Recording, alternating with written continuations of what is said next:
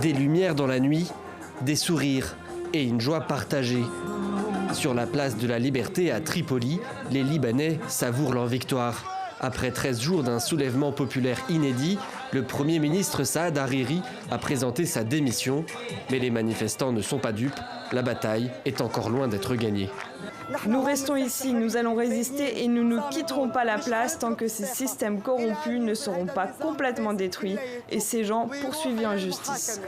Même son de cloche à Beyrouth, où les manifestants se sont à nouveau rassemblés sur la place des Martyrs, l'épicentre de la contestation.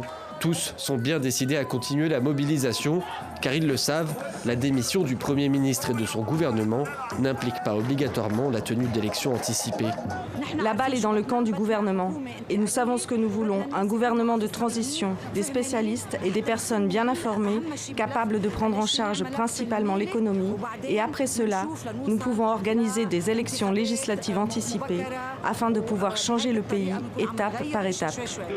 Les Libanais en ont bien conscience, leur chemin vers un changement de système est encore semé d'embûches. Comme tout ce qui a trait aux politiques au Liban, eh bien, le confessionnalisme n'est jamais loin.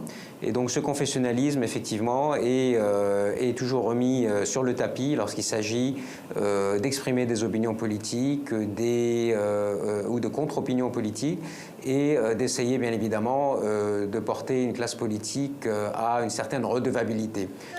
Et les craintes se tournent notamment vers le Hezbollah. Dans l'après-midi, des militants chiites opposés au mouvement de contestation ont détruit les tentes des protestataires. Mais pour le moment, l'heure est à la joie. Demain est un autre jour.